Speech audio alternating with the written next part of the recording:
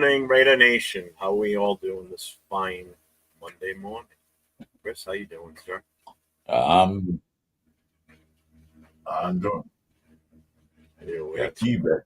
Good morning, good morning, good morning. Monday morning, you know. Hey Jeff, how you doing? Do you have the Mondays? I do today. My Well, God. raise a coffee to the Raider Nation. Good morning. Good morning, guys. Welcome to the show. Ah, It'll be so, all right. It'll be okay. had a hell of a week, right? Last week into this week, we had that wonderful game that you and I were on live watching. Right? That was Yeah, great. people still thinking about it, but I found out something. Guess what? That you're a man. I found that out like 61 years ago. But but I looked at Pete Carroll's preseason record. You know what his record is in Gee, let preseason? me guess. 0-4. 11-11 through his career as NFL coach. He's 11-11. So he don't have a great preseason record. Now he's 11-11-1 now. But I like, okay, so you know how some coaches, some teams take preseason very seriously. They put their stars out there for a whole quarter in the first game. Mm-hmm. Pete Carroll don't seem like he cares about all that. He want to evaluate each player in each position, new position or old position. He's trying So to build when a I saw roster. that, I'm thinking like maybe he didn't care if he win or lose. He just want to see what he has on the team. You know? Fair enough. Fair enough. Yeah. So, speaking of Pete Carroll, let's roll right into this. This is from his Aha. press conference yesterday. So,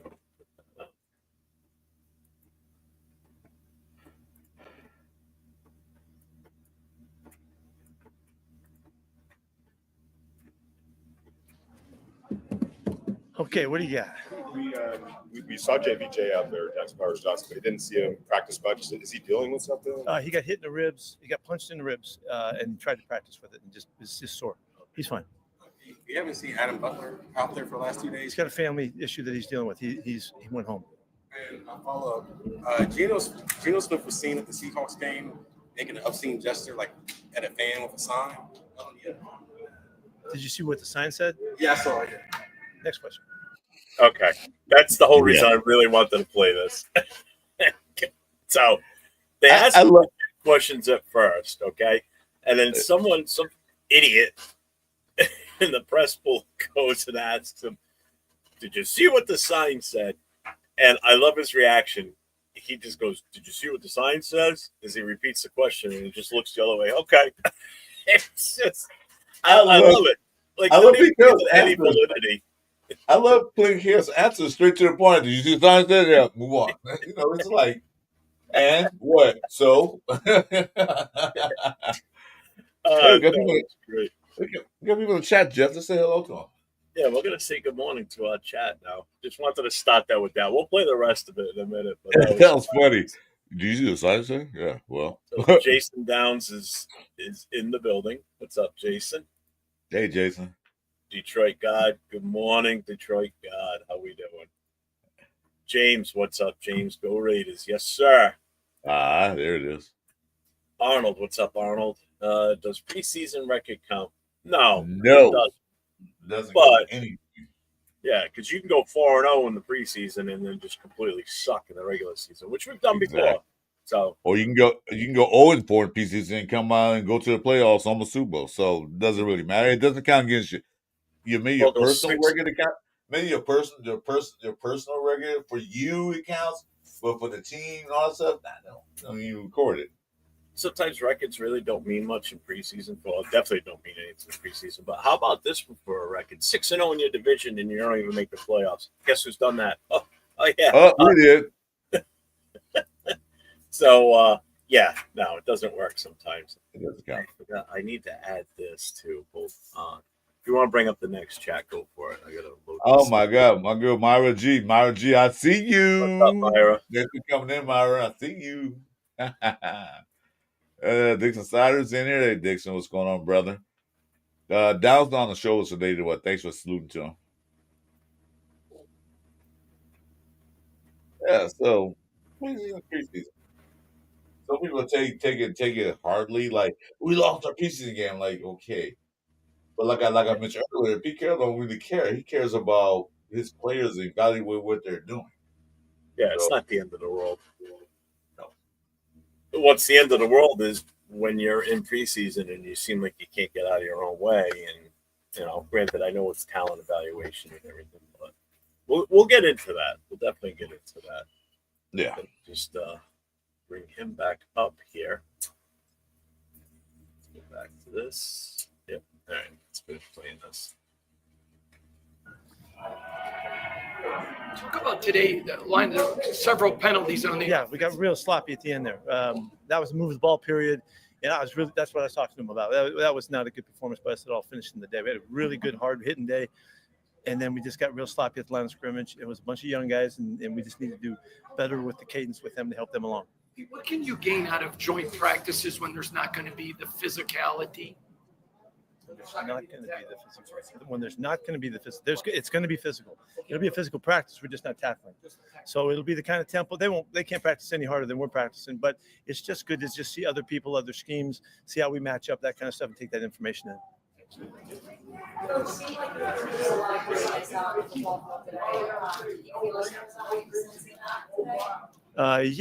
Yeah. I thought the day really was about the energy of it, and it was good. It was a good day. I just want to address this real quick. What he was talking about the penalties. As we know, penalties were pretty rough the other night. We had 10 penalties against us. That is insane. But again, I know there was a lot of younger, inexperienced players out there. So, I mean, I kind of get it in a way.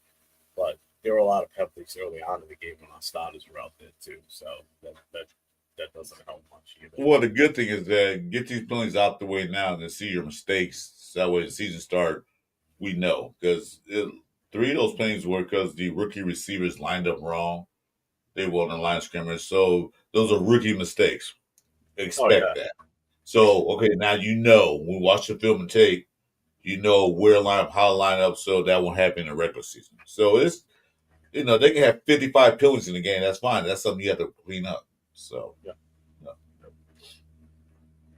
yeah, and Jason, who the F has a joint practice that is not physical? Hondo Coppett asks that question sometimes. Yes, he does. He does. Let's go back to this. Development as offensive lineman for someone who hasn't played football before. Yeah, it was important to me to celebrate the fact that he's playing his first football game of his life. And so you see him go out for the coin toss, and just representing the Rooks with the other veteran captains that were game captains. And the fact that he played in the game and did some positive things, that's a long, long ways to come. Most of us played football when we were 10 years old. He started a couple months ago. And so it was exciting to see him do something and have fun out there. And I saw a little subtle celebration after a good block. And it's to me, it's a real treasure just to watch him just develop. Can't bring up the plays to replay it from the game. But anybody that saw replays of it, did you see him pancake one of the defenders when he was out there, Laki Kasi? I saw him flatten that dude. He flattened that dude. And they're like, when he was walking, they couldn't get around him. They're like, they was having a problem getting around him. Like, okay, that was pretty good. But yeah. And even getting to that second level, too, I noticed. He had for a guy that's never played football before until 2025, it's quite impressive. But he's such a big dude, man. I know he came over as a defensive player and we moved him over to offense. But again, I've said this before, this is where we've got that luxury with that guy because we can plug him in anywhere at this point because we've got him for at least 2 years, no matter what. Yeah. We can plug him in and we can play around with where he fits best. Just figure him out. And the good thing is he doesn't count against the roster spots. He's a PIP. So.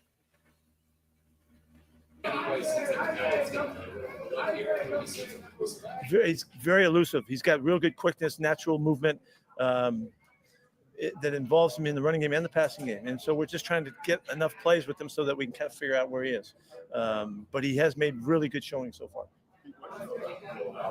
Or taking this job, and what has he shown you? I didn't know, man. I saw him on the roster when I looked at the board the first time, and he has really been like kind of the epitome of a great competitor so far.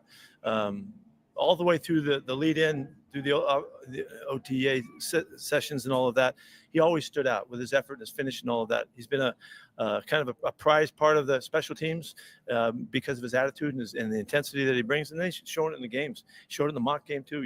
Both chances that he's had, he's made a big statement that he's fighting for a place on this team. How much will special teams weigh into? Not just him, but like a lot of those. It does weigh in. It just depends by situation, but it is crucially important. Sure. You play in the practice and you have a lot of penalties. How do you go about cleaning that up?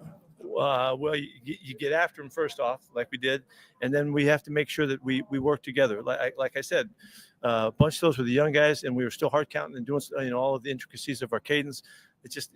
We didn't jive together. We have to mix better and make sure that we take care of those guys. Know who you're working. We worked ourselves instead of working the defense today. Is that more film? No, I just want to go back to the penalty thing. It sucks that it happened that we had that many penalties, but I get what he's saying. They're still trying to find their way. These rookies. Do you have a different opinion than, or what do you think? No, like I said, 3 of those plays were caused by the rookie receivers in lineup, right? And the one thing that caught my attention was Lalu holding 2 times in a row on an offensive guard, on an offensive lineman. That play I didn't get. I had to rewatch it twice. I see the first penalty where it was trying to keep I think it was a center from going downfield, or the guard was going downfield to block. Okay, I got that. Second one I didn't see. I don't understand the second one. But I can see what they're saying, but how rare is it for a defensive tackle to get a holding call on an offensive line? How often did that happen?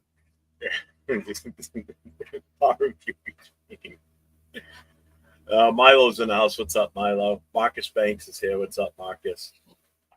Just want to make sure I got everybody that did pop in sense. So, how often do you see that? Huh? How often do you see that? See what? A defensive tackle holding an offensive lineman. That's why I said not very often. Oh, an offensive lineman holding a defensive tackle. You see that all the time. Oh yeah, that's common. But a defensive player? No, that's those are very far and few between.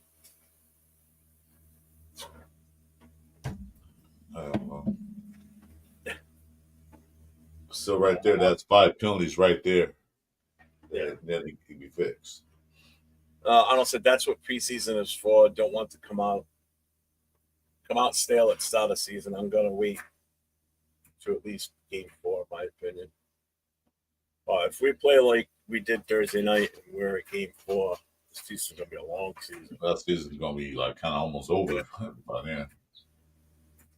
Yeah, and Jason's right. Most of the penalties are just mental lapses. Can't have that. Yeah, mental lapses, and again, it's young crew out there, young players that they got to get used to that game tempo, and like Carroll just said too, the hard cadences and such. If they're young kids, they might be looking at butterflies in the field when they tell them what the snap count's going to be. Probably just miss that. On 2 or on 3. Crowd noise, especially Seattle. You're not used to that. You brought a good point on Saturday or Friday. You brought a good point. A lot of these kids didn't play in front of these kind of crowds before, loud crowds. Some come from smaller colleges. So they're not used to the noise and the ruckus. Yeah, especially Seattle, too. It's like, welcome, your first game's going to be in Seattle, one of the well-known places for being the loudest stadium. They got a 12th man for a reason, Yeah. Hey, what's up, Grady? Gravy says Edwards was brought in to take a starting safety spot quickly. Salute, fellas. All right, so that answers the question you and I had with each other before we started, because I don't know enough about the kid. Just like I really can't speak on a lot of the secondary, guys in the secondary. But he just answered it for us. He was brought in to take a starting safety spot quickly. Well, he's brought in to replace Lonnie Johnson Jr. because he's out for the season. Yeah. So, Pete Carroll still want that certain type of safety out there for certain situations. So, he bounced around. He bounced around, but when I looked at, he played for some good defensive teams like Tennessee and Pittsburgh. Those are known as being defensive teams. So, Pittsburgh? No, not Pittsburgh. Yeah, Pittsburgh has the worst defensive. Oh, I know. Like yeah, that, like Strowman, Roberts, own guys. They're terrible. TJ Watt, he sucks. Yeah, Jason said I have the same feeling. I kind of think Chin needs a little motivation. Yeah, That's true. possibly true too. Let's finish this off. In this press conference, it's also Zach Carter and Shedric Jackson. I want to hit Jackson is the one that I want to play. Yeah. Skip over Zach Carter. Work, or is that both film and field? Repetitions. It's just repetitions over a long period of time, getting right. When you look at your roster, there's a lot of guys where it's or where there's a lot of competition. Are you happy with how the competition's going? Do you wish there was more? What's your thought process? No, I'm always looking for more competition, but it is apparent that in all different phases of our team, we have guys that are battling to push to get their spots, and we're trying to give them opportunities with the higher group, to show that they can match up and all of that. I mean, it's exactly what this program is all about, and so. The more competitive we can make it, the longer I can keep the competitiveness alive. We don't need to make any big decisions right away. We'll take our time at it and let it continue to factor in. Guys coming into the program, and the new guy comes in today, Edmonds comes in today, that guys take note of that. They know that we're still looking. We're still trying to get this as competitive as we can possibly get. So we'll be pushing that way forever. But right now it's really apparent. End of practice at the goal line. There were some guys out there that may not make this team, and your starters were cheering like the Raiderettes. I mean, is that what you're talking about when you're looking for competition? You got starters on there rooting guys that may not even make the team, but that's the battle. Yeah, let me give you a statement would be if you want to play on a great team, you need to be a great teammate. And being a great teammate is given to the guys that you play with, and feeling that responsibility. And so they're demonstrating that while they have their opportunities, and it just feeds off one another. And we need to continue to call for it and until they feel it and they embrace it and it's theirs. And so that's what we're working at gaining. So those hollow questions kill me. Like, what are you talking about? Yeah, but you know what though? You're gonna cheer your other teammates on. I mean, what? Anyway, go ahead. I definitely did want to speak on this part because it exudes that camaraderie. You're supporting a guy that probably isn't going to make the roster more than likely, but it also gives that player, like especially a young player, if they're a rookie, it gives them that confidence where they feel as though they can go out and do this again. If your other teammates that are making this roster and you're on the bubble. Supporting you in that manner, it only helps your confidence, And this is one of the few times guys get to be out there and get their, in real NFL time situations to get their shit on film, because basically these are all additions to try and make another roster if they're not making this one. Exactly. That's what it comes down to.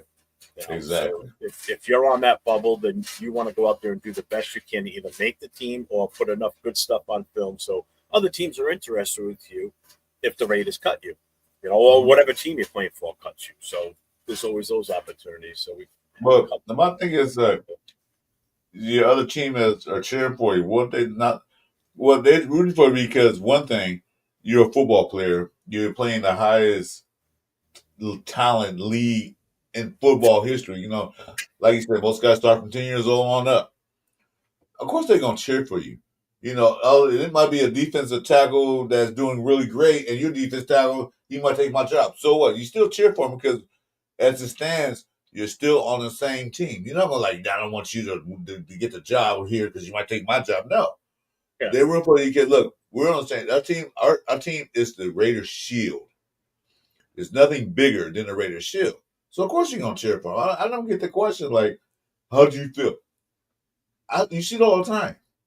Yeah. So you pop water when the kids out there playing, they're cheering for everything. Yeah. Right up balls in the house.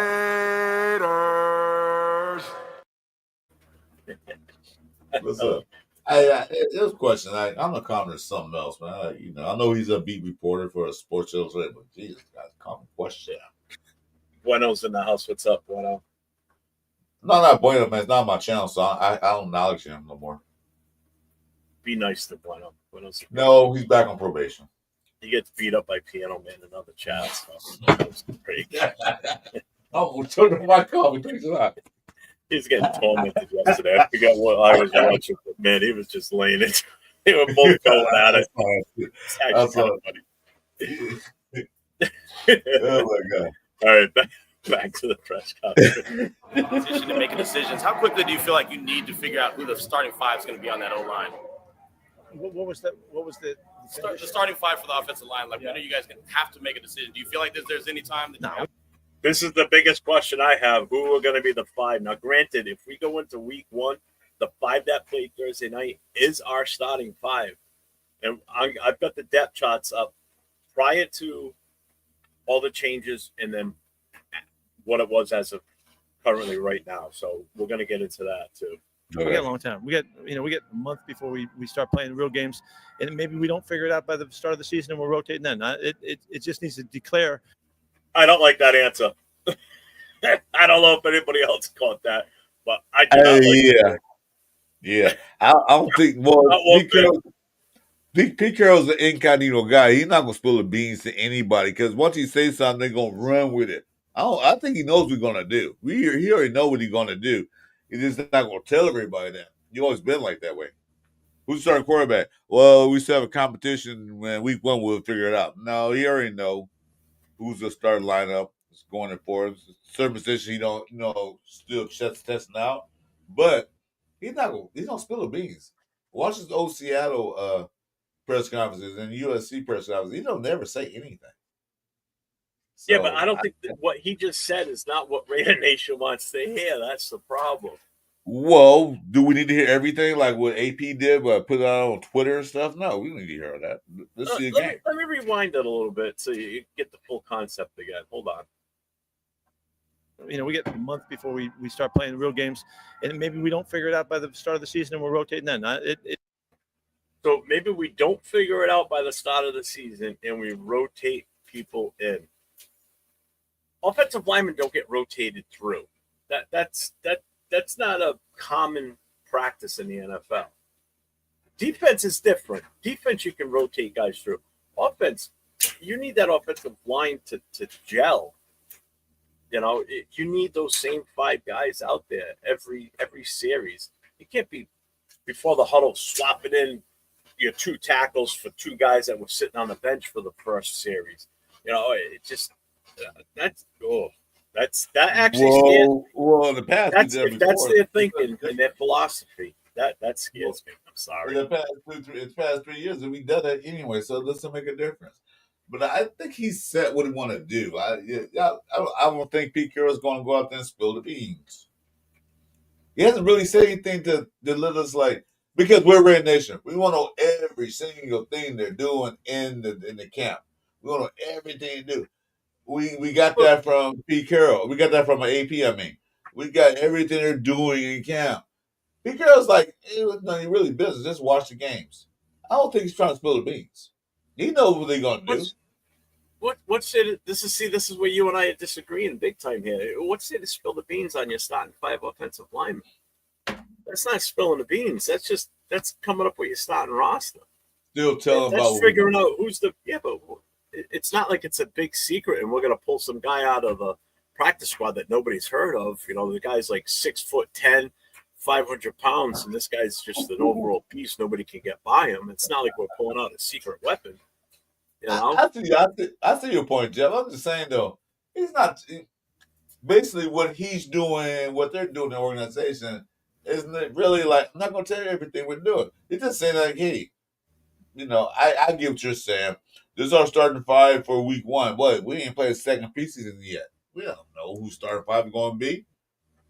But, you said about the first game rotating. No, I know you're an offensive line guy. I get what you're saying. Cause that scares me. one thing about the offensive line is that they had to be together. Like they had to play as one. I get it. So they had to get everything, the reps, everything together, so they know who's doing what. I get that. But Jason says revealing starting line isn't being secretive. Yeah, that I don't get why that would be spilling the beans if you tell who was our starting five. Not for nothing. Let's put it this way. So I'm the starting center, right? And I've solidified that spot. I'm not rotating for Dick, okay? And first series comes, and all of a sudden, the plan is that we're going to rotate Kappa in Caleb Rogers on my right hand side. So one or two plays, I got Kappa next to me. Okay, I got to get used to how he is. He comes out now, and all of a sudden Caleb Rogers is next to me. Now it's like, all right, now I got a different player, different playing style. I have to adjust my game because I have to adhere for his faults. And the same thing for Kappa. I have to adjust how I'm playing because I know what his limitations are. That's not – you got enough going on as a center, or even a left tackle. If that right guard, your left guard next to you, like Miller. So Miller's playing left tackle. He's solidified. He ain't rotating it or out. Parham's in there for this series, okay? Or he comes out for a couple of plays, and now what's his name? Grant comes in. Now that's a horrible thing if we're rotating players on the offensive line. Do you know one thing I'm not an NFL coach, but I at least know the game. I played the game. I played the offensive line. I want a steady guy on either side of me. I don't want to be rotating shit. Since I've been knowing and talking to you, one thing I realized is that you offensive linemen are really sensitive about who you're playing next to. Yeah, because you develop a trust with somebody. You become a tight-knit group. I understand. You go out somewhere, guess what? You go where you're starting five. You have five guys hang out all the time for the most part. I know when I played, I was tight with my guys on the line. I'm not saying to be negative towards that, but I'm saying, though, yes, the group. It's like you go eat dinner together. You go lunch together. You sit at the cafeteria together. You guys are like, it's like the five of you guys are one. I get that. And that's the guys, like you said, your right side, you know what this guy's going to do in case something come up. I already know what he's going to do. I ain't going to look at him.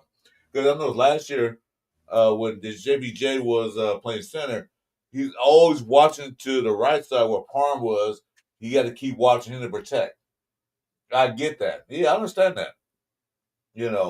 But the thing is that, be careful. I mean, just talking.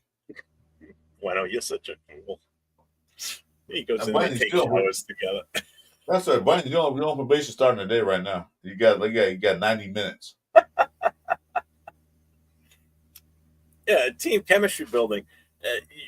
When you're with your normal five, you start throwing this guy into the mix, that guy into the mix. It's not that you're shunning them. It's the fact that you need that group of five that's going to start. Your two tackles, your two guards, and your center. You need them to be a cohesive unit, to the point where they know each other so well that they could probably finish each other's sentences, or they know that each other's tendencies. They go out to eat. They know that this guy likes his burgers medium well. Type of shit like that. It's all the little intricacies that you pick up on that makes you a tighter knit group. Plain and simple. Detroit guy says, everybody, I don't want. The next step after this is your third probation. Next step is a pink slip. So, everybody, I don't want to be a friend, but I will build some chemistry, but I'm not going to the club and I'm not going to drink non-football related. But again, that non-football related stuff blends over into the field, plain and simple. Just like you'll see quarterbacks, the starter and the backup, they'll develop a relationship. The quarterback and the center will develop a relationship on and off the field. Yeah, I understand your frustration what Pete Carroll said because he played offensive line. But remember, like last 3 years, our offensive line shifted around. So I think we were the number one team to shift our offensive line around for the past 3 years. It's like this guy playing, this guy playing. All thing was constant was Colton Miller. Everything else shifted around. So I don't know why I only saying that for a reason. Pete Carroll has one of those mindset that you never, never. He has a Nassau mentality. You know what Nassau is? Never a straight answer. So just a little PSA to everybody that's in the chat. See, we got 52 people rocking with us right now. I appreciate you all on a Monday morning. It's awesome. Make sure you hit that subscribe, hit the notifications. Give the thumbs up to the show today. I'm 401 Raider Jeff, and up to my side here is Chris 4 Raiders Podcast. We do a few different shows together, so we're on Saturday nights along with our other co-host Jason Downs. And on Friday night, Chris and I do a Friday Night Live show. So make sure you stay in tune. So hit those notifications. It's very important. I'm going to say one thing. I already did a video. Thank you guys for the views. I'm getting a lot of views lately. Thanks a lot. Hit the subscribe button. Help me out. I'm trying to get to 500. I'm 8,000 away from 500. So help me out. It just needs to declare when it declares, but it's good for all of us. It's good for those guys to be battling and knowing, looking around and saying somebody else is going to take my spot if I don't play well on every play that I get, and that's the mentality we're looking for. Are you seeing what you wanted to see from Jackson Powers-Johnson? Yeah, he's definitely a physical football player, and at the guard spot, playing next to Jordan, it showed up, and it seemed to be a bit of a factor. We need consistency. We need those guys working together. Jordan's coming a long way at the center spot, but he played a really solid game right out of the chute. So you notice that we played him a lot, and we played almost, I think, to halftime, and that was to just give him enough reps so that we could have stuff on film and that we could work from. Same with JPJ. 73, you call this your first day of school, which I love, but what are you still learning this season? What am I still learning? Is there anything new? It really is almost a moment-to-moment process of trying to figure out a better way to communicate, a better way to do something better, how to communicate with the coaches so they can reach their players, learning the coaches still, learning the players still. That's just an ongoing process, and that's why all of the competitive situations we put them in, I think it gives us more opportunity to learn who they are, and that's so that eventually we can embrace who they are and help them, be the best they can possibly be.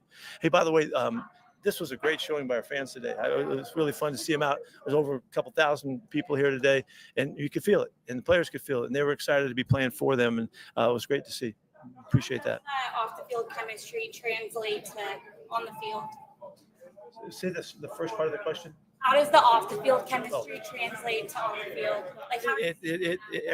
Everything counts. Everything is a competition in my mind. It's trying to do something as well as you can possibly do it. Being a good teammate, being connected, communicating with your teammates, communicating with your coaches. All of those are decisions that we can make, and we can act on them. And to me, it's all connected. So rule number one in the program is always protect the team, and that's about your conscience.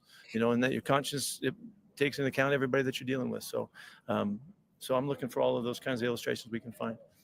Pause that. I want to say something about that. Go ahead. Pete Carroll, those is focused on two things: fans and player chemistry. That's the two things he's focused on. He cares about the fans showing up. He said, "It was a lot of fans there. I love it." Not in those words, but he's saying that. And then team chemistry, getting along, playing together. That's two things he's focused on, which is good because for a while we didn't have that. With different coaches coming in, different administrations, or what we're going to call regimes coming in. He's more focused on the fan base. He wants to make sure the fan enjoy this game of football for the Raiders. We want to make sure the teams enjoy playing together.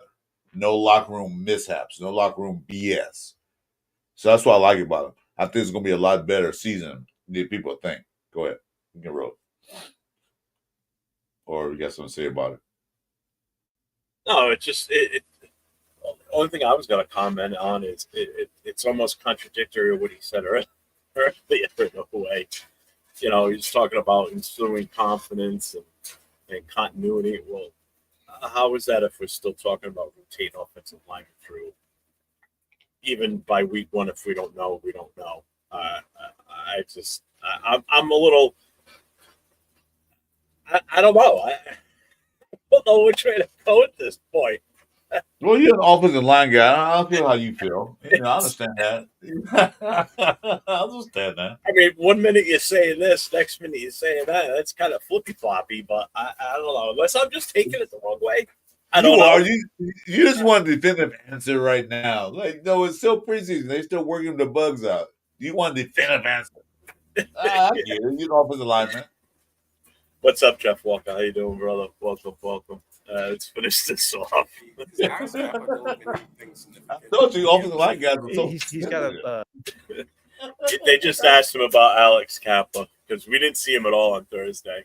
a rib something, it's a crack or something like that we're just making sure that he gets back. So it's pretty subtle injury, but it does take a little while, and it's hard to even take a breath at times. So he's coming back and feels pretty good about it. I got a test for that rib injury. Broken ribs sucks, and I did it sneezing and coughing, and it fucking hurts because you can't do anything for it.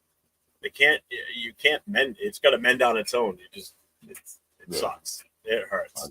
Laughing sucks. Breathing sucks. It's like, it's painful. It's not a long-term deal at all. Good.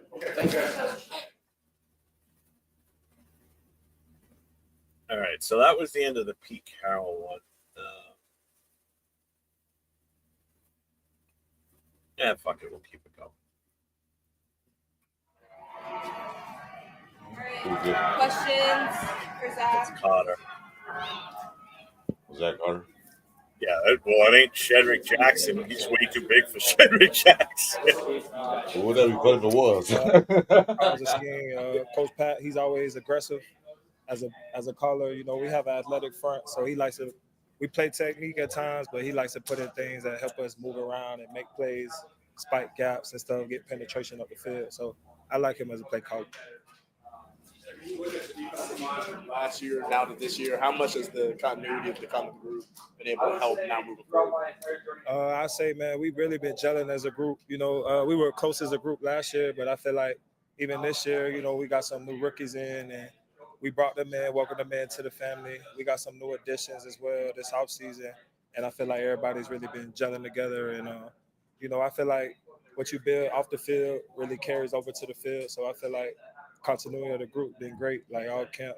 Talk about those rookies that you've been able to take underneath your wing. And really just appreciate their game so far. Really, I take all the guys under my wing, especially in the D tackle group, Tonka, JJ, even the undrafted guys, Trev, Tank, Big Tank. So, those guys been great. They just come every day with their head down, work. They ask a lot of questions, so I think they've been great for us. It looks like you guys were doing some new tackling drills out there today. Yeah.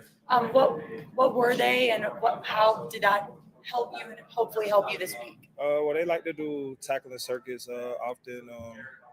I feel like that first game, you probably see a lot of missed tackles from a lot of teams, just first live game hitting and stuff like that. So I feel like we continue to do tackling circuits, and even like in our team drills and stuff today, you seen guys like thudding up and wrapping up more just to get that feel. So when we play on Saturday, like it's second nature. We tackling better and everything. Talking of practice, but the smelling salts ordeal, do you have any comment on it? I'm not like a big smelling salt guy, you know what I'm saying? At first they told us that it was banned, like for good, but then we found out from the NFLPA that it's just banned. Like the team can't give it to us, so like if guys still want to have it, then we can have it ourselves. They just can't give it to us. But like I'm not a big smelling salt guy, but like some guys can't play the game without their smelling salt and stuff like that. So I don't have a problem with it, but it's good for some guys. Yeah. Thank you. All right. Smelling salt. I hate smelling salt. Oh my God. All it is the ammonia capsules. Yeah, that's all it is. But yeah. This is where I do have not a hot take, but I do have a take on the smelling salts thing. All right, so the NFL says teams can't supply it anymore, but players can bring their own. If this doesn't scream, it's going to open up some sort of testing issue. In other words, like if somebody comes up with some sort of synthetic scent stuff that it's like a PED or something. This is where I get nervous. The NFL's allowing guys to bring their own stuff in. something's gonna come up with this. This is just me, maybe conspiracy theories type shit. No, but I don't trust that. Like, why can't NFL teams? You would want to think that the NFL would be like, all right, fine, teams can supply it. We don't want players supplying their own stuff. Yeah. You know, they're gonna use something and they can use it on an NFL regulated game on the sideline, it should be authorized by the NFL and distributed by the NFL to teams for them to give to the players. So it's 100% on the board. Yeah, because it's going to bring up a lot of issues because you can bring all the stuff at home. You can enhance it with something to enhance your performance. And then all of a sudden, I'm going to drug test you. Well, I'll just take smell salt. You said I can bring my own from home. Now, that's going to cause a big controversy. Well, okay, we'll ban it now. Yeah. Like you said, make it an NFL thing. This NFL official smelling salt. Yep. Yeah. See, Detroit God says it too. He goes, "No, you're correct, Jeff. They're sitting there with a Pandora's box that they're gonna let open as soon as certain drugs get banned on the market." Yep, and that's what scares me. A new can of worms. They opened up a new can of worms right now. Yep. I mean, I get why guys like using the smelling salts. I can get that, especially if you're fighting a cold and you're all stuffed up. That should have cleared you up for a little while. Well, clear for a while. Yeah, it will. Yeah, I mean, that's all it is. It's just ammonia capsules. You know. Yeah, but that shock to your system. Shock to your system. It feels like something just shot right up your nose into your brain. It's so brutal. It's like eating a tablespoon of wasabi. Oh worse than that. Yeah, it's worse, but still. I just think this is gonna turn into something more in the future. Maybe not right away, but somebody's gonna come up with something that that they can put in a capsule, but everybody thinks it's smelling salts, but it's not. These players came from college, so they probably got somebody that works in a chem lab. Like, hey, dude, hook me up with this. So something gonna come up. I just don't get it. Oh shit! Guys calling me, but I have to get back to him. All right. So next up is Shedric Jackson. Those of you that do know, some of you probably might not, but Shedric Jackson is the great nephew of the one, the only Bo Jackson. So bloodline. There is a bloodline. Correct. So he did have a heck of a game Thursday night for sure. Him and Cam Miller had a connection. They definitely did. So, hey, Purple, welcome to the building. Welcome to the building, Purple. Hey, do the Raider thing right quick. You got never mind. Raiders. Before he says it. Yeah. Oh no, he did already. What's up, James Purple? Let's see. Oh, what did Jason say? It also helps. Hall's cough drops. Not as strong in smelling salts, but yeah, it does. Yeah, Hall's, yeah. How do people know that? A lot of these high school football players, and basketball players, and baseball players aren't taking any performance-enhancing drugs. They're not tested. No, they're not. They're not tested in high school. The only way that they would ever be tested is if something comes out and somebody confirms that, hey, so-and-so is doing this. Raiders. That's our drug right there. All right, let's continue this.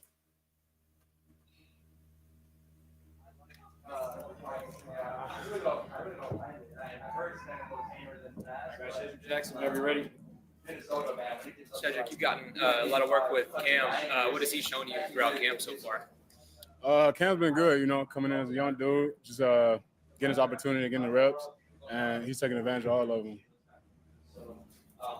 How's it been going for you? How would you describe what your camp's been like, the preseason opener? Yep.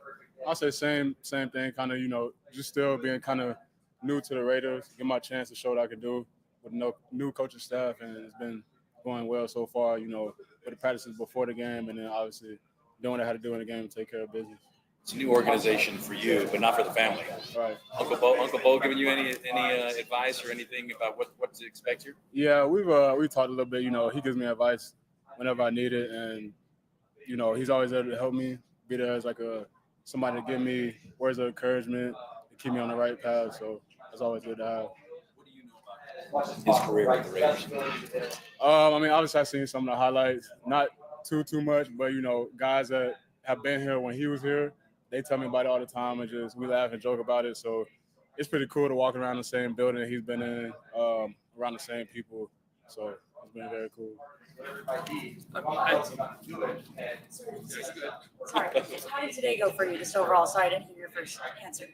Yeah, today was smooth. I mean, getting back out here in the heat, full pads, that's how you play football. So you got to get used to the elements. Luckily, we got the nice Allegiant Stadium to play in, so we ain't got to deal too much with this heat. But, it's always good to get out here with the guys, compete, and just build that relationship, build that chemistry. What are you hoping to build upon going into this week as you get ready to face the Niners?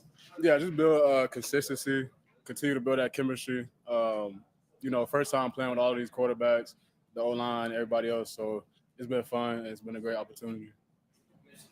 New staff and everything. What's your take on Chip Kelly's offense and kind of how it creates space for you guys? Yeah, it's a little bit different. We kept it simple so far, game plan wise, going into the games. But he has a lot of exciting stuff, so we'll see what that takes us this season. So, right there tells me everything as far as why the game seems so vanilla. Like you just said, we're keeping it simple. What everybody was saying was like, we're not seeing anything. You're not going to see it in preseason. You're not going to see it.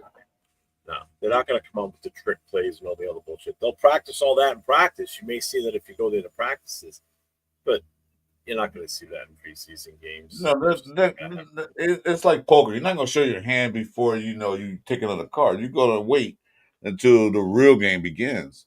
It basically is going through concepts and placements of where you line up at. You're not going to. Like I said, when we watched the game, Jeff, we saw the first quarter, first half.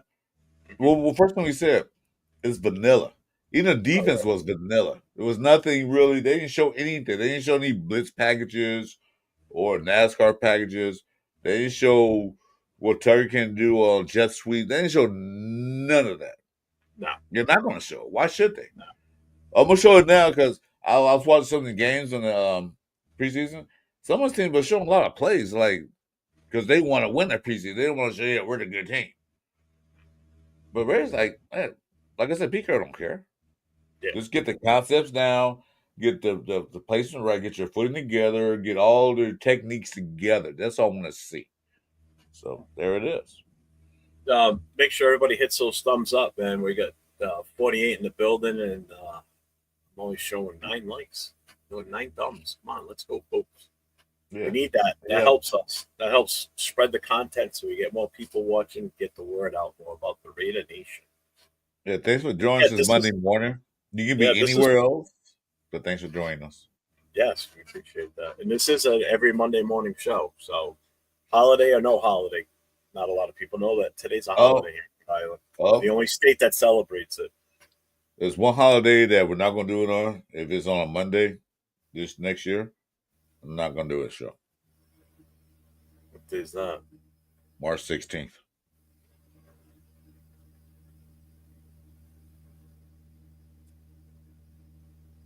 Oh, it's not in the books yet. That's my birthday. I'm trying to think of all holidays. I'm like, I'm trying to get it passed, but it's been like 60 years. I still can get it passed. Anyway. You're a tool. But this is a show every Monday morning. This is our 4th week now doing this. They're at 4th. So and we're getting now to the meat and potatoes now. Now we're getting into closer to the season. So this show's gonna grab some traction. It's already shown today. I appreciate everybody that's here. Wait, you said meat and potatoes? Meat and potatoes. Potato. The potato. H-A, potato. A-H. They're not potatoes or potatoes. They are. Where I live is potatoes. No, it's potatoes. Or papas. That's what we call them, papas out here. Potatoes. After practice, you were taking some extra reps with some of your fellow wideouts.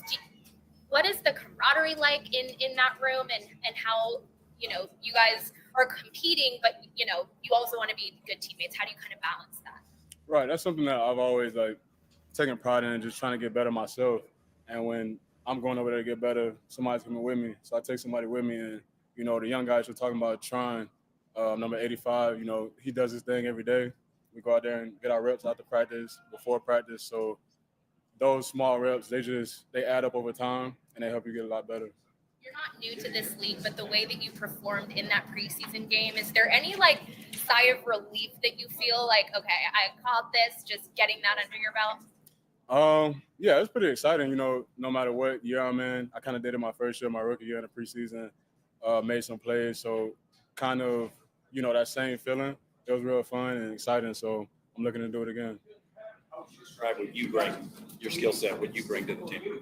Yeah, I try to make as many plays as possible. You know, as a receiver, that's what you want to do, especially the ones down the field. Those are exciting ones, and that's what you look forward to playing receiver. Just when you're going deep, catching over middle, the run after the catch, everything about it is just exciting for me. Too simple to kind of label you as a speed guy or a possession guy, or how would like? Yeah, I've tried to pick up on the run after the catch part, yards after the catch. So that's something I've always worked on. Yep. Are you a Raiders fan? No. What was your team?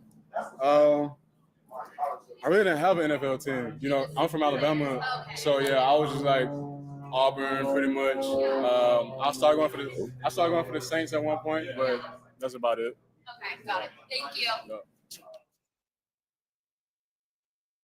All right. So that was the last one of that press conference. So let me ask you this question, Jeff. Let me ask you this question. Compared to the last two wide receiving rooms to this year, are you worried about the wide receiving room? No.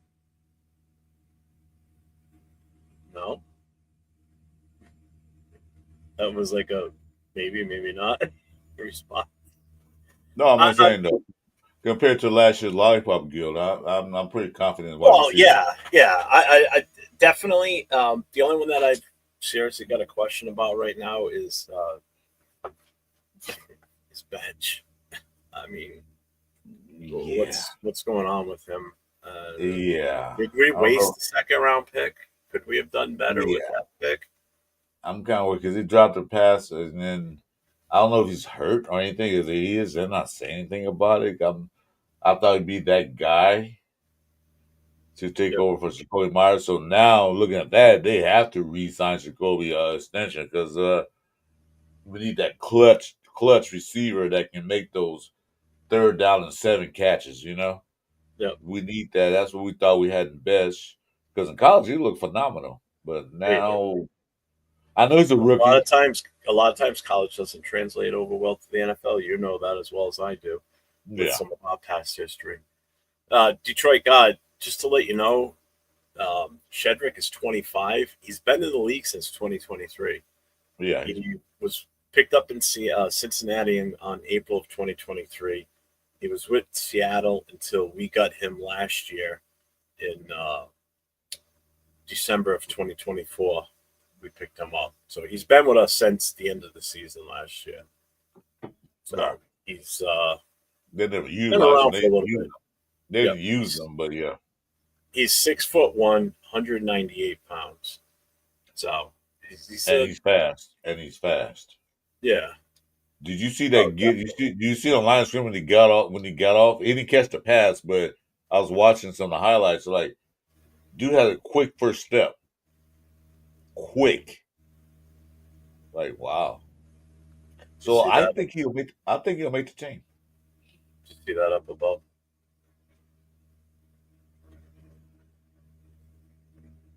Jason Down says he checked our company policy manual. Your request for March 16th is going to be denied. It's mandatory attendance. Jason Downs, I am the HR. What are you talking about? If you're the Get HR, I am the HR. Get out of here.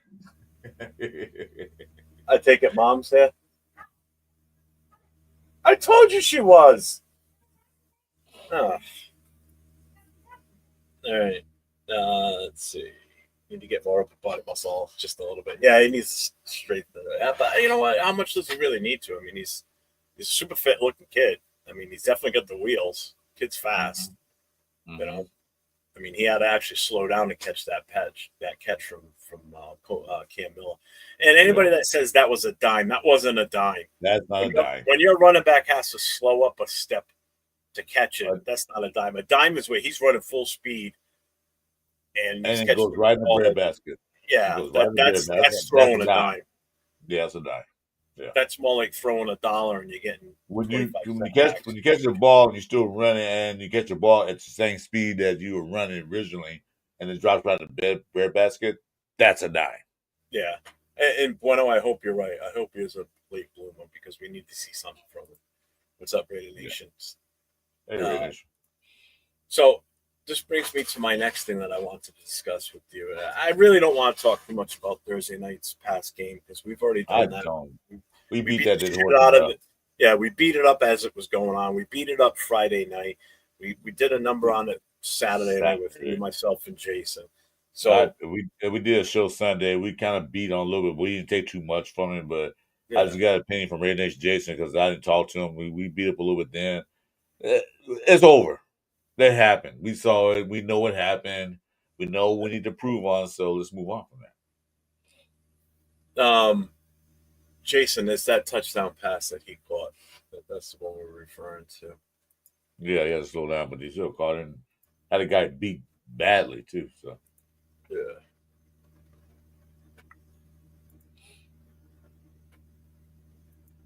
What was that question?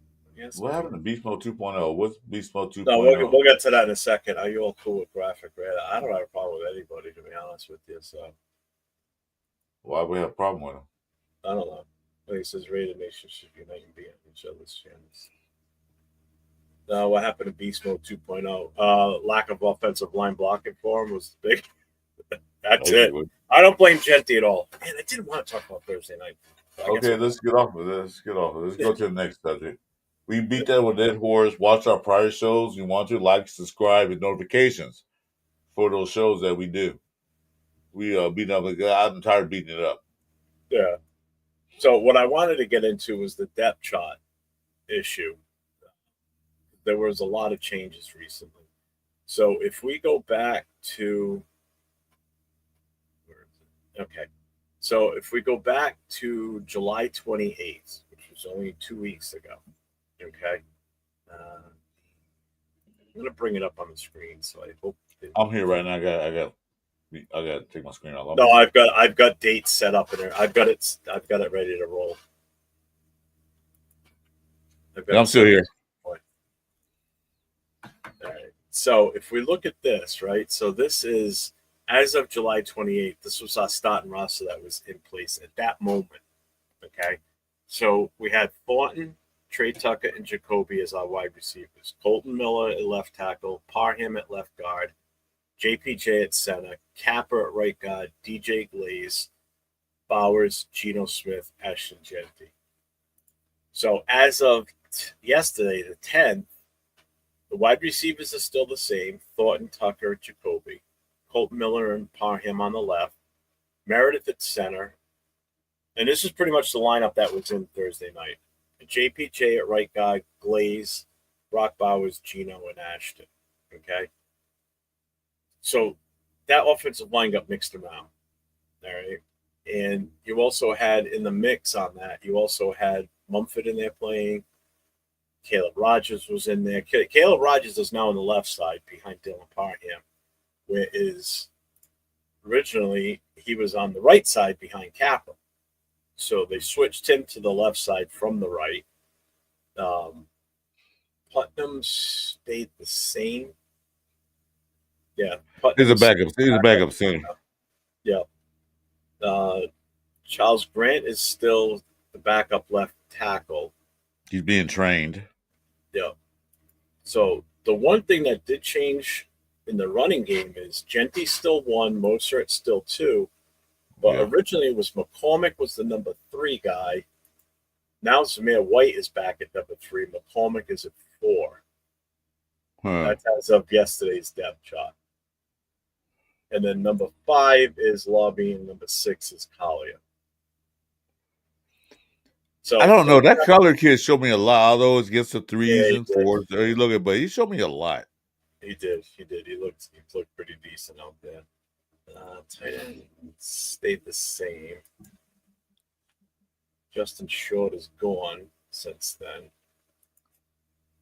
Cam Miller is still the third string quarterback as of yesterday.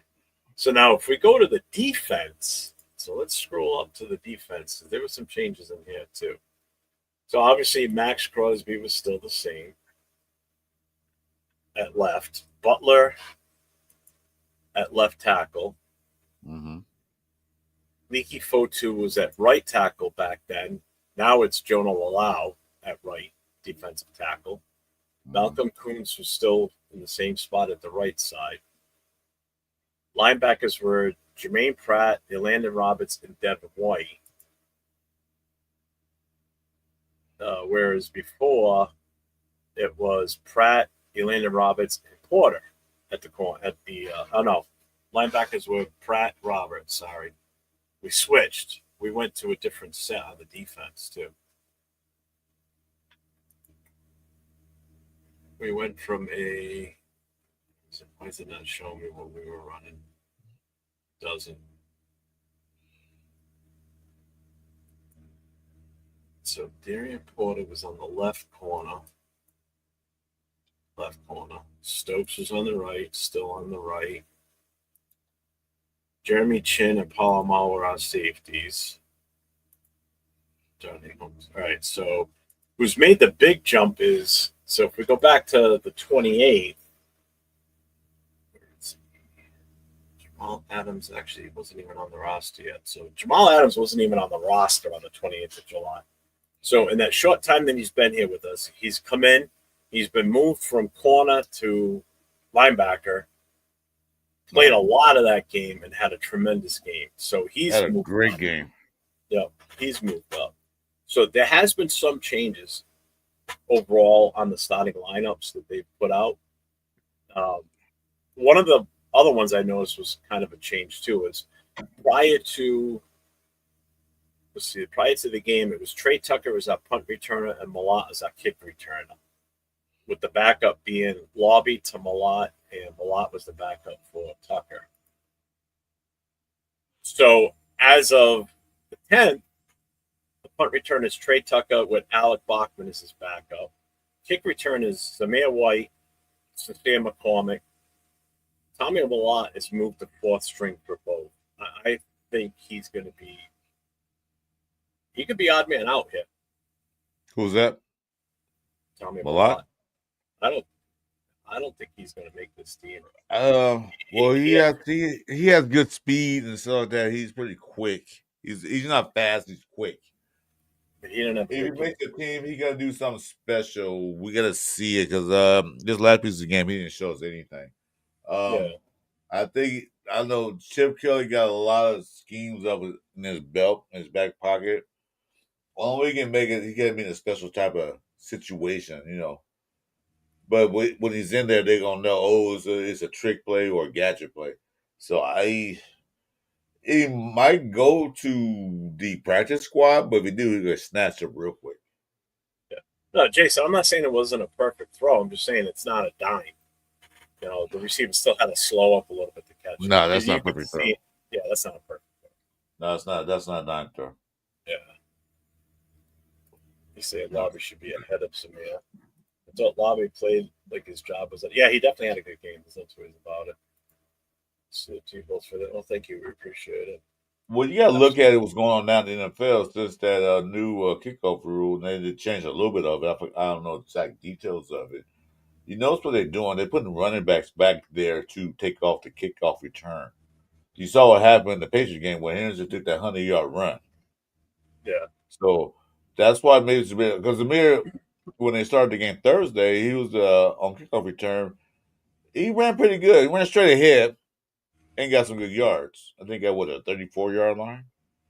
But, maybe that's what they want to plan for him because he's big, he's strong. He don't run straight ahead. So maybe that's why he moved up in the depth chart because when he was in the game, he didn't do anything to me. He didn't impress me at all. So the comment here about Booker, he's definitely moved up because check this out. So if we go back, go back to looking at the one that's on the screen right now. So you look at the second stringers for the defensive line. Okay, so you had Snowden, Cotter, Hemingway, and Tyree Wilson, and Tyree was on the right. So currently, Tyree is now on the left side. Lecky Fotu is now the backup to Butler. Thomas Booker is the backup to Jonah Lalau, who, if you look on this list, Jonah Lalau at that time was third on the depth chart at right defensive tackle. So he's moved up. Okay. Yeah. And Charles Snowden is now on the right side as the backup to Coombs. So, I mean, some guys have moved around. Cotter at one point was the number 2 guy behind Adam Butler. He's moved back to like the 3 spot. Yeah. Tonka Hemingway moved back. He's now third string. Tyree's still Tyree, although Tyree did have a better game Thursday night. He did. Actually, Tyree Wilson looked a lot better in this game than he has since he's been here. Yeah. Just Trey Taylor was invisible the other night. What's up, Pigman? What's up, Pig? Trey Taylor? Who's that? Trey Taylor, secondary. Yeah, I know he is. I'm like, did he even show up? Or I don't know if Chris Smith is hurt or not, but he didn't show up neither. He even played. I don't remember seeing him on the field. I don't even know how it's going to make the practice spot, to be honest with you.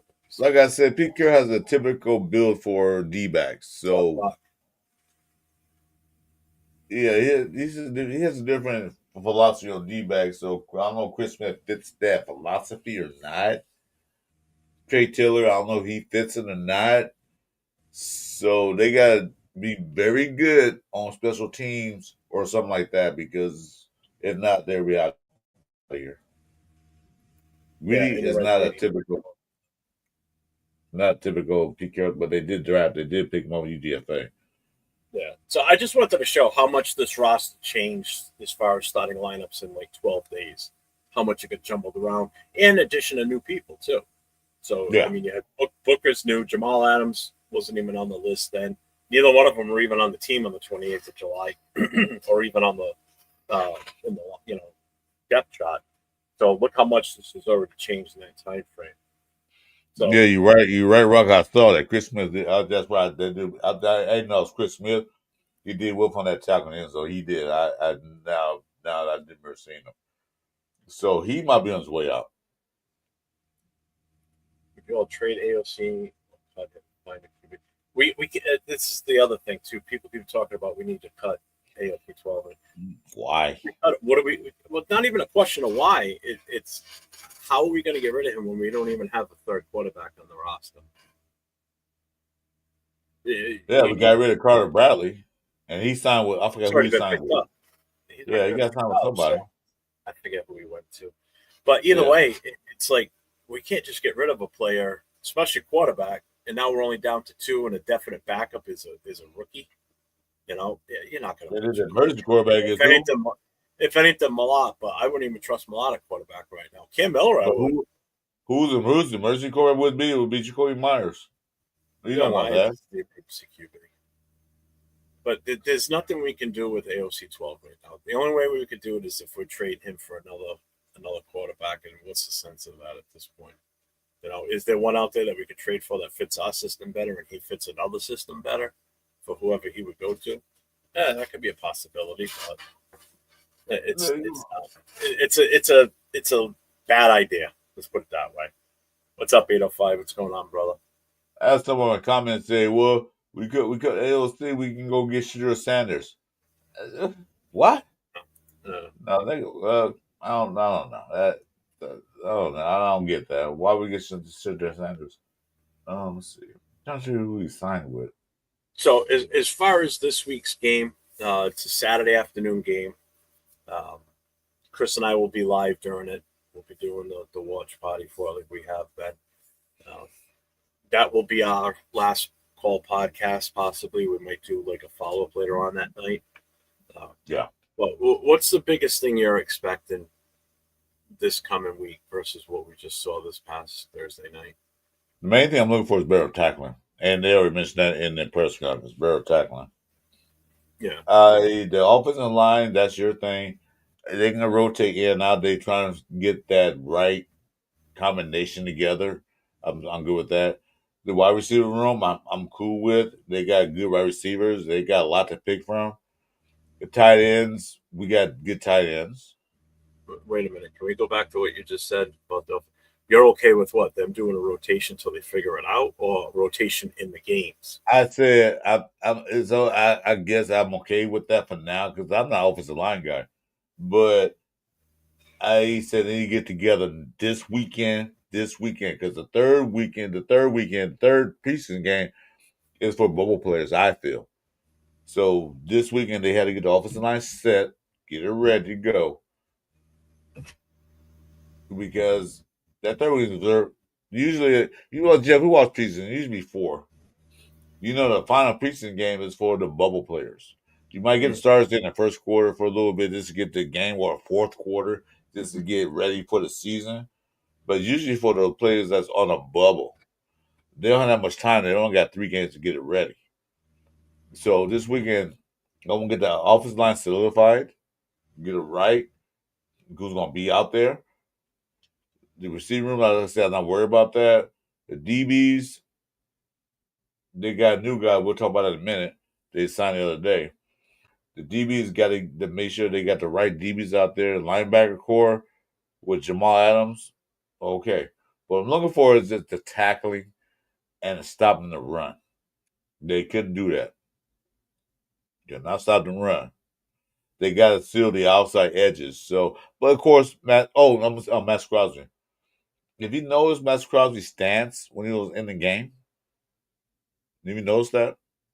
No, because no one on the defensive front was doing much of anything. They all but his stance, he had 4. He had 2 hands down a couple of times. I like, what's he doing? Matt Crosby rarely does that. I didn't see him do it before that last game. So, like I said, maybe he's practicing something else. So, it's preseason. They're going to test out. I'm not worried about somebody. Yeah, see, I'm not worried about somebody like Max in preseason. He's just out there. He's out there going through the motions. What I'm saying though, he's trying something new. I'm saying he's trying something new. So everybody's trying some new techniques, something different to see if it enhances them or not. Because no one really didn't impress me, but okay, maybe you're all right. It was Tyree Wilson. He did actually better in the preseason game than he did all last 3 seasons. Yeah. 805, you're still in the chat because I want to ask you something. See if you're still in the chat. Did you see the press conference yesterday with Pete Carroll when they asked him about the offensive line, where he talks about if they don't have the offensive line set, even after by the start of the season, they're still going to go with the rotation. He's talking about rotating offensive linemen in and out throughout the game, even in regular season if it's not set yet by then. That doesn't sit well with me. I don't like that answer at all. I don't know what your take is on it. If you've seen the press conference, I don't know if you're going to want to talk about that on your show tonight. It's actually Monday, right? Don't they do Tuesdays? I forget. Tuesday. Because that scares me if that's what their thought process is with the offensive line is we're gonna go with a rotation till we figure it out. Because his exact words were if we don't figure it out by game one, then we're going to continue to figure it out and rotate guys through. I don't like that. You're not building continuity. You're not building that trust of the guy next to you on that line. That doesn't sit well. That makes my stomach turn.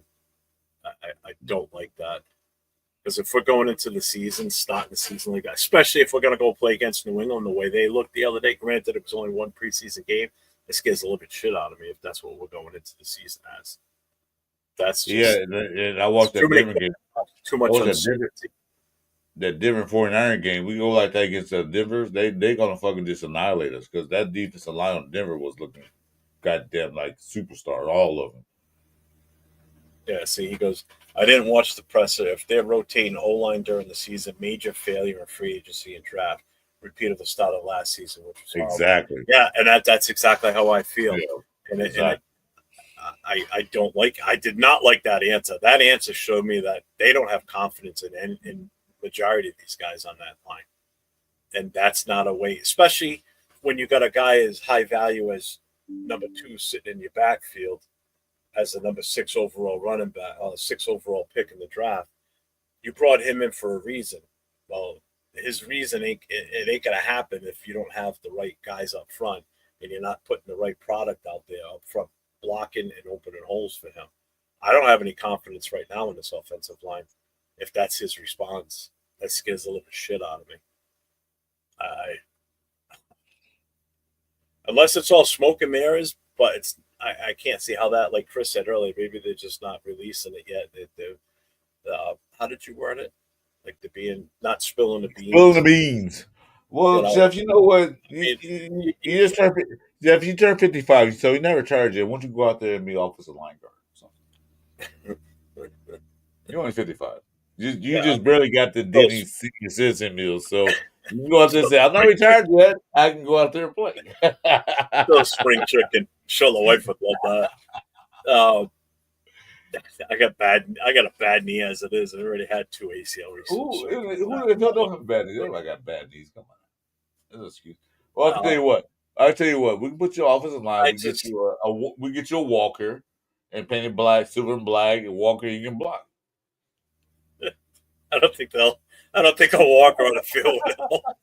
Could become a weapon. I get thrown out of the game for using it as a weapon. Wait a minute, Jeff. There's no rules in the NFL book that you can't take a walker out there and then club somebody in the head with it. There's no rules yet. Yeah, 805. I encourage you to watch that presser on Raiders YouTube channel. Watch that one. It was from yesterday. Because I want to, if you're going to talk about it, I really want to hear your live take on that, because I couldn't wait for the show to start today, because I had already seen it and I had already developed what I was going to say, and watching it again, and it just really hit me even harder this time around. Maybe because the other people were finally seeing it and they're hearing this, and it's like, what? It totally Well, that's a thought. You know, if you get bored, go out there and try out. Yeah. I'm totally bored. Let's go do this. Hey, we got news the other day. 805 talked about it the other day. I watched his channel. What do you think about the guy we picked up? Terrell Edmonds. The kid from Pittsburgh. Another Pittsburgh player. Yeah. I mean, another guy I don't know enough about to really comment that well. I mean, we brought him in for a reason. I mean, what's his dimension? What's his measurements? His measurements are, he is 6'1", 217 pounds. He had a total career of, he had 6 interceptions in his career. That's 7 years.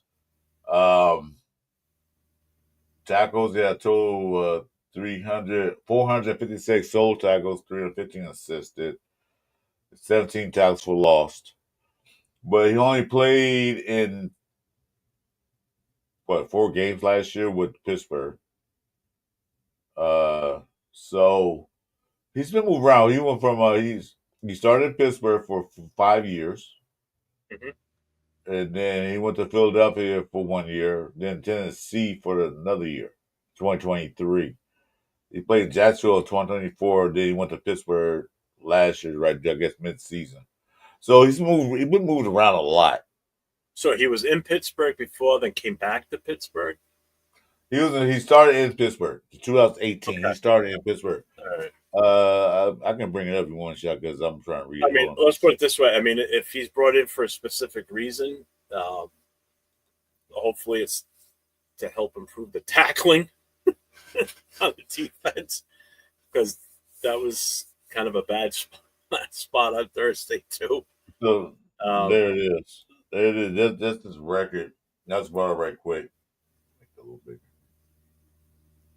Yeah, Damien's saying he could be a solid contributor if he can stay healthy. Has he got an injury issue? Like how many games did he start each year? And like, is there a big difference between played and starts? Well, this is games. This game starts right there. GS. I can't see it. It's too small. Look at there. I'll call that. How about that? Yeah. Is that better? So it was only the last couple of years he didn't. I don't know. It was on 2 different teams. So he had 16 games. Last year he had 6, 11, 12 games. Okay. So it doesn't look like it was a lot of injury issue. 2021 he only played 1 game. So he must have got hurt in 2021. Well, he bounced around. And the teams he played for were, except for Jacksonville, he didn't bounce around in 2021 because he was on the Steelers from 2018 until 2022. In 2022, he played 50. So he must have missed the 2021 season except for the first game. Yeah. He's only got 1 start, 1 game. So he must have got hurt that year. Well, the teams all except Jacksonville were defensive teams. So he played for a lot of defensive head coaches. So he started except for 2023. He only started. Oh, he's on 3 teams at 2 teams. 2, yeah. He only started 4 games out of 16 in 2023. Last year he didn't start any. He only played in 6, but did nothing. Yeah, Jacksonville didn't start none. He played in 1. And then last year Pittsburgh only played 5. So all his interceptions look like they were in Pittsburgh. 5 of them. 1 was in Tennessee. Right. So, right now, it's obviously a depth piece. Would be my take on this. Well, I think because of Lyon Johnson's situation, Pete Carroll wanted that guy because Lyon Johnson was playing free safety.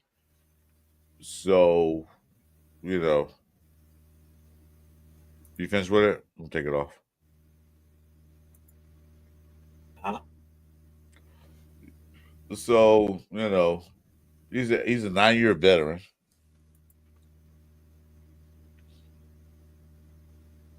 I mean, his number's not impressive at all. I was wondering. Again, I'm not reading too much into it until we see what he can do, I guess. Yeah, exactly. I mean, he'll get play time. He'll get play time this weekend against the 49ers, so I'm sure we'll be seeing him out there.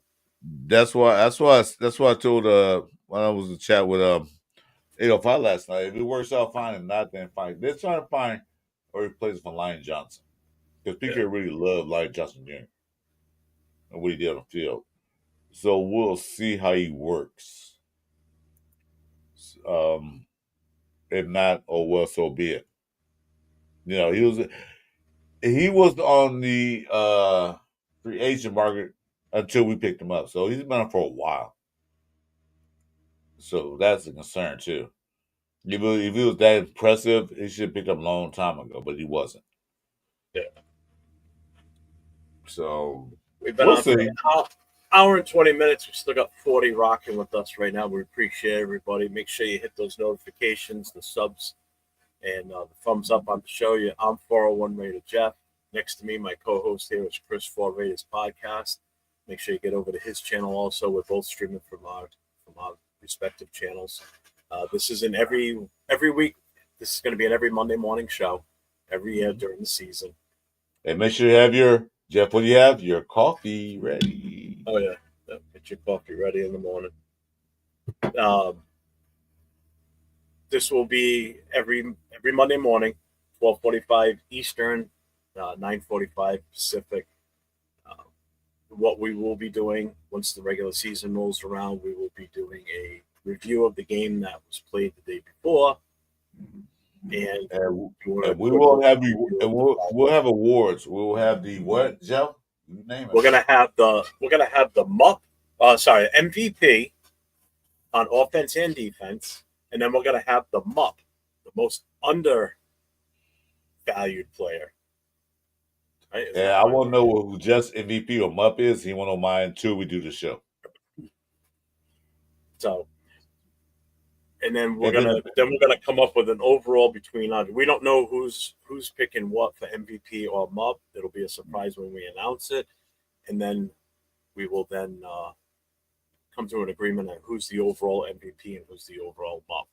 So, and the chat, of course, we want you involved in that. You give us your MUPs and your MVPs, then we'll go with that. So we're going to do it right now for the first time. Are you ready, Chris? I is ready. Okay. So we'll start with what's up, Cool Kev? What's going on? Welcome. Hey, Cool Kev, what's up, brother? Oh, Bueno. No, I it's can't. the most. I can't. Oh, hold on, Bueno. I can't see your probation right now. You're fine, but you It's got. the You most. got. It's the most unvaluable player. So basically, the worst of the worst. That's what. Oh yeah, yeah. All right. So on offense, who is your MVP? On offense, on MVP had to be Shedric Jackson because I like the way he got off the line of scrimmage or how he moved. Although touchdown catch counts, but the way he got off the line of scrimmage for the whole game, I like the way he did. I like Thornton what he did, but I like Shedric Jackson a little bit better because he got off the line pretty fast. He got downfield quick.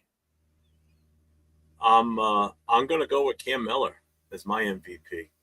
Okay. He came out. He showed some poise in game time situation for the first time in the NFL. Brought us back, tied the game up. I think he showed a lot of promise. He's created a lot of hype in Raider Nation, and that's kind of something we needed a little bit too. A little extra hype. People get excited.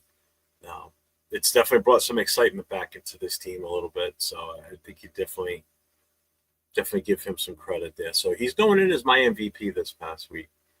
So who is your MUP?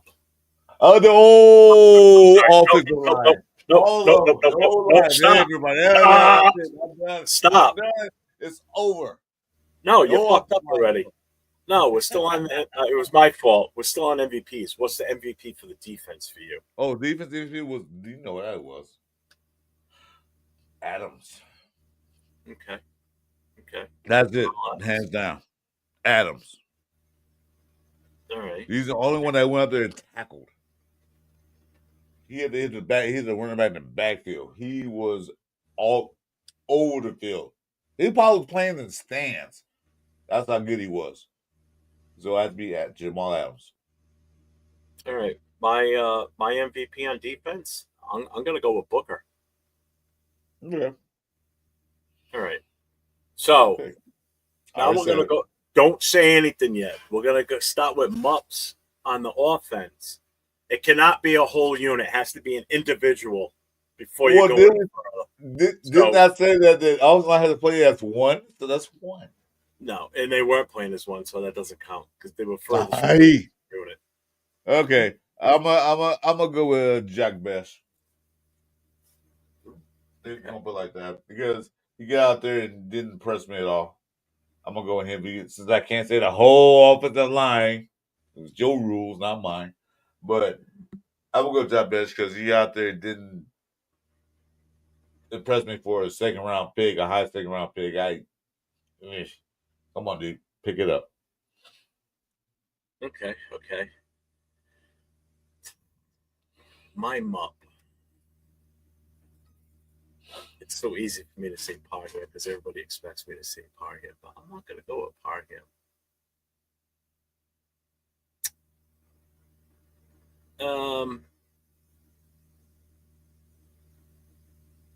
Wow.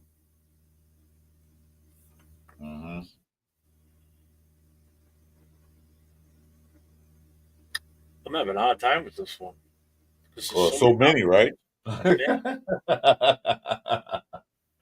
You made a pick from? I know you want to say it, but you won't say AOC.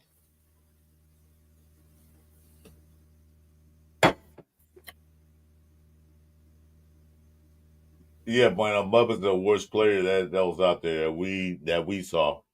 That was the Mupp is most underrated player or most unvaluable player. You can name it the way you want. Come on, dude. You got 30 seconds to make a decision. Come on. This is a game show, man. You be disqualified. I just said it. I said Mumford. Can you not hear me? Well, I was arguing with Bueno. Oh. You heard what I said, right?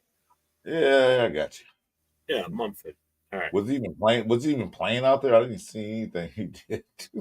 All right. So what's your defensive month?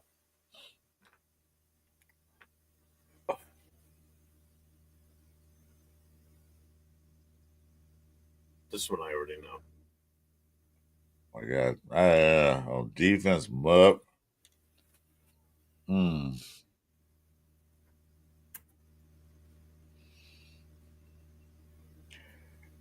I go? Can I go one and a cold one? 1A, 1B? Just one player. Just one player. Who make these rules? We'll call it HR department. No co's. No co MVP. No co mops. Well, that just sucks. Always got to stretch the rules. Let's go. I don't make the rules, so I got to stretch them. Yeah, but now you cheat. On defense,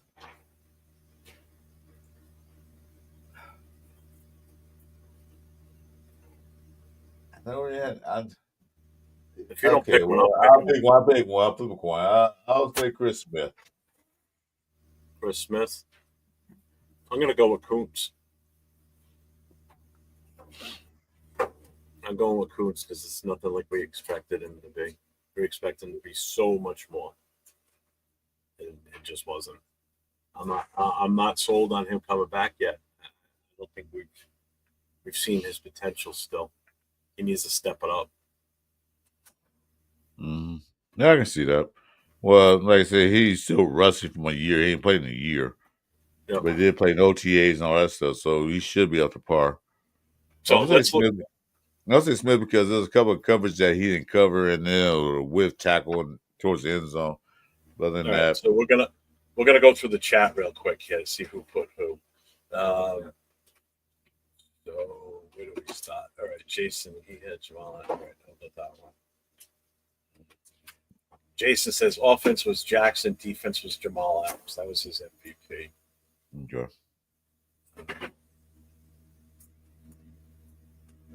Oh, what's up, Panthers Prime? What's going on, man? Yeah, what's going on? Bueno says Mupp is Collier. Really? I don't think what? Collier was a Mupp. No. Jason says Mupp is Rogers, Mumford, White, and Chip. You only get picked one of each. He did. Oh, he did. I got it. You got it. I see. The first question I got: are you in Oakland or Vegas? I'm actually in Rhode Island. Chris is in California. Jason goes, I picked two Mupps because it was a close one. What is a Mupp and didn't think? What is Mupp? A player you didn't think was good, would look good and did, or no? It's most unvaluable. So the Mupp is the worst player on offense and defense, and then we're going to come to a consensus which is the worst out of the two that we picked. And obviously MVP stand. You know what MVP means. Let's see. Oh, who was that? Correct.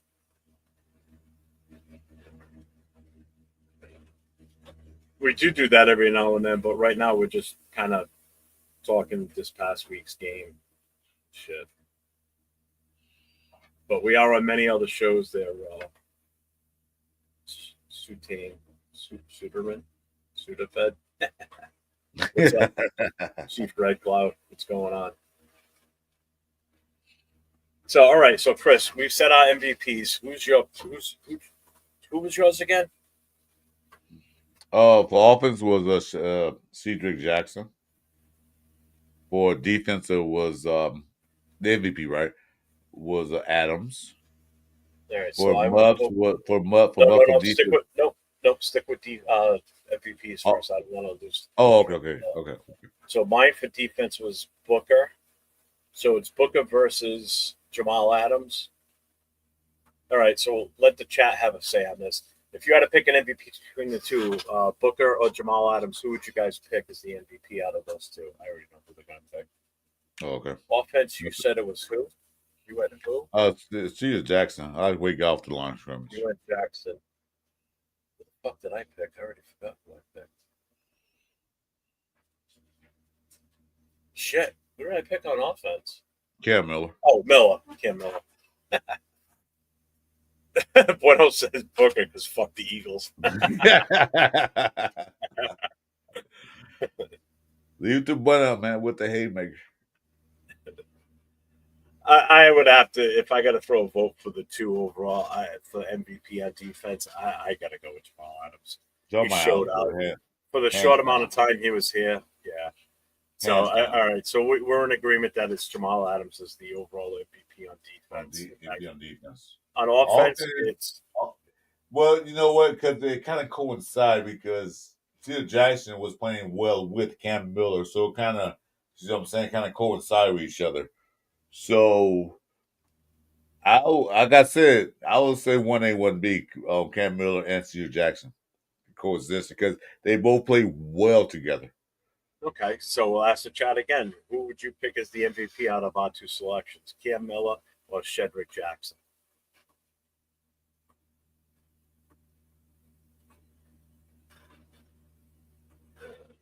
Jason, I would take Chris as the MVP and Jeff as a mop. Fuck you, Jason.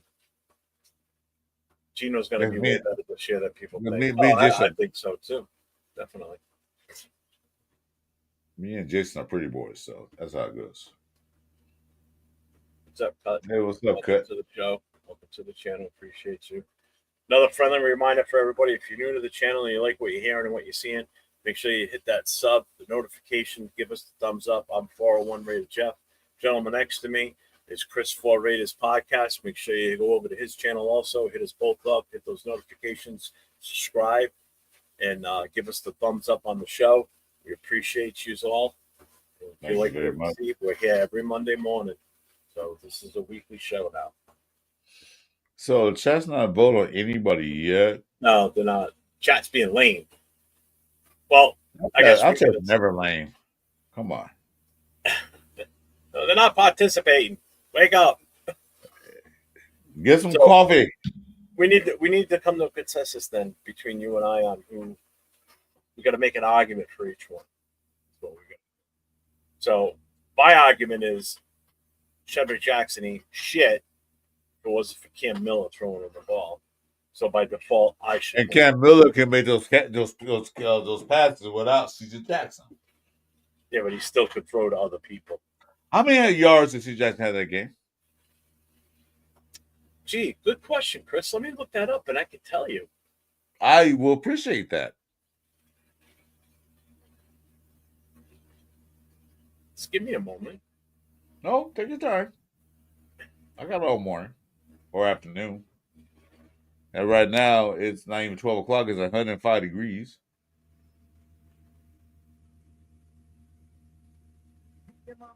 I know. So we're going to cut it short because Dip got things to do. A lot of things to do today. So let's see. Shedric Jackson, 4 catches, 76 yards. Miller was six completions. So I don't know who else he threw to without looking it up. But Miller also ran 1 for 4 yards. Okay, no. How many yards did Miller have passing? 76. Oh, but who got the 76 yards? Yeah, but still, no, I win. Jason said it. Cam was pretty good. Oh, Jason likes Cam Miller because he told us last night about it. Yeah, he's on Cam Miller train wagon. We know, but he has that many yards, 76 yards. Well, I don't think he threw all of them. I think Khan threw some passes to Jackson too. So the 76 was all to Shedric Jackson from Cam Miller. I think A.L. Khan completed a couple passes. So, but that's my MVP. I'm not backing down from that. Well, that's my pick. What's up, Rorschach? Oh, look at that. Bueno says Cam Miller Russia also. Oh, of course so he does did. Jason. So we're going to go by the consensus in the chat. And we'll say oh my God. That's fine. You know what? I said 1A, 1B. It'd be Cam Miller or Shedric Jackson. Those were MVPs. So I had no problem with that. Yeah. We're talking He did bring a Kane, team back. we're talking specific game. We're talking about Thursday night's past game. Yeah, I had no problem with Cam Miller because he did bring a team back. He looked good out there. He ran for a touchdown. He threw a touchdown. I had no problem with that. But that was my MVP was Shedric Jackson. He did perform well. So Cam Miller, it's MVP for the whole game. I'll give you that. Okay, so MVP. Well, we got to do MVP between Cam Miller and Jamal. I'm picking Jamal as the overall. Jamal Adams MVP the whole game. Yeah, he's on there actually playing football. To me. So now who's the shittiest of the shittiest now? So I had Mumford. You had Betch. And on defense, I had Kuntz. And you had who? Jeremy Chin? Smith. Oh, Smith. No, but actually the worst, that'd be that fan that put that sign up so that Geno Smith can flip him off. He's a mutt. So if we had to go out of all four of those, you had Kuntz. Yeah, he didn't show up. Taking Kuntz. Yeah, Kuntz didn't show up. You're right. I'm taking Kuntz out of that, brother. I think. Hey, I agree. I agree with that on Kuntz. He didn't show up for the game. You know, I try to give him a little credit because they ain't playing in years and get the rust, not the rust off. I'll go with Kuntz too because he's supposed to be that guy to help Max Crosby on the edge. You're going him as the overall mup? Yeah. Oh, okay. Yeah, when you said, I thought about saying, yeah, he didn't do anything. All right. He went in and talk. I agree. I think Chris Miller because that one play, yeah, and they play. The hype was there. It just didn't happen. Well, he's still got to knock off the rust. He ain't playing the year. Yeah. You know, I don't know how healthy he is right at this moment. Well, yeah, we'll give that. We're gonna have to perfect this before the season gets rolling. So that's why we do this during preseason. I'm coming up with the list. So we're gonna have to have these set ahead of time. So and we also got to put a voting thing in YouTube to vote your guys. So yeah. So what we'll do is start next week. We'll have our names set ahead of time, but we won't tell each other. No. So that way they will be a little bit more prepared. We weren't even talking. We didn't even talk about doing this for this week, and I just threw it out there just to have a little fun, just to break it up. God knows everybody in Raider Nation's been miserable since Thursday for the most part. Yeah, those are the right spots. So, Roshai, I watched that Kansas City game. Mitchell had got open hands, so he threw the ball like 15 miles over his head. Like, what the fuck? Welcome to Kansas City, man, Mitchell. Thanks for taking him. Oh, HYLC. But I'm talking Mitchell. I watched the game like, this is your ball. 15 miles over the guy's head, he was wide open. Like, we've seen that before. Well, ALC played like Farmer in the first half, but they got better in the second half. But, you know, it is what it is. Well, I think that is the brightest spot that can be taken away from this game Thursday night is that for the first time in a long time, we saw us come out after halftime with adjustments made, and we looked better. We looked good. We came out of that second half with some intent to try and win this game, and we did everything we could to try and win it, except getting a field goal attempt blocked. And that's nothing like last year because we came up. I mean, if you can we're up at the halftime, we came out play the exact same way and lost the game. Yeah. Now we had a coach to make adjustments. We had coaches to make adjustments. Like, okay, we do this well. Let's do this. So now we got a head coach that can make adjustments during halftime, which actually what we need because, you know, no knock AP that he's not a Kansas City guy. He did make adjustments. No. And they were good adjustments because it definitely worked. It came back. Yeah. Should have won the damn game, but oh well, it's preseason. Hey, we still have a 0 in the loss column. That's all that matters. It wasn't a loss. 0, 0, and 1. I'll take it. Wasn't a loss. So, Chris and Jeff, how are you two doing? I'm doing great. Doing good, man.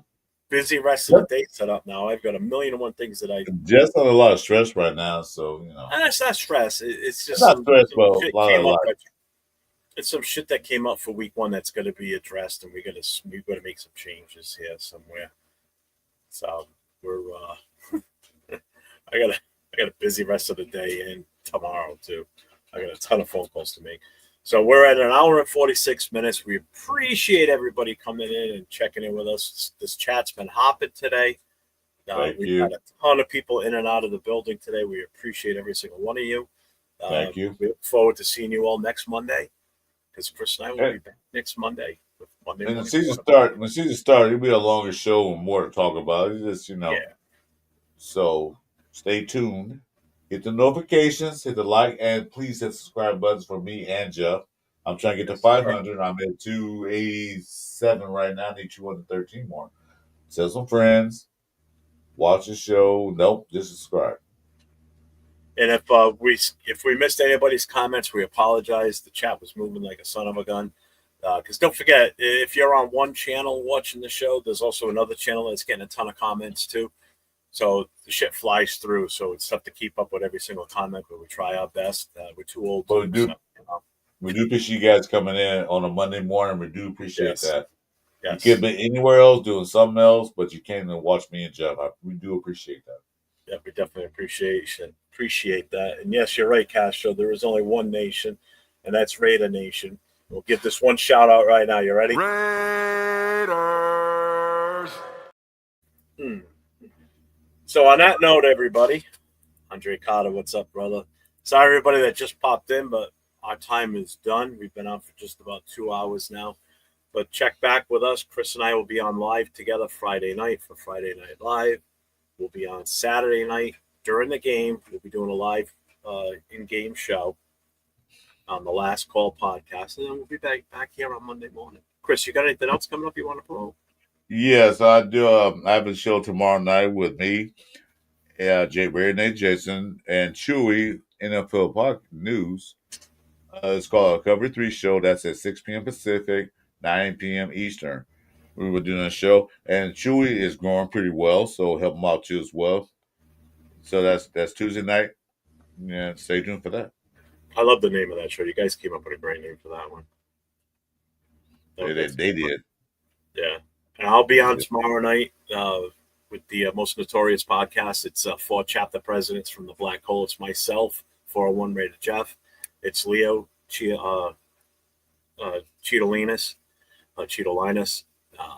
It's Will from Silver and Black Podcast, and it is James from the military chapter for the Black Hole. So the 4 of us on there discussing Raider football and any and all updates coming up from from the Black Hole organization and all the chapters involved. So make sure you check that out. And Wednesday night, I'll be on Wednesday night with the Raider Connection.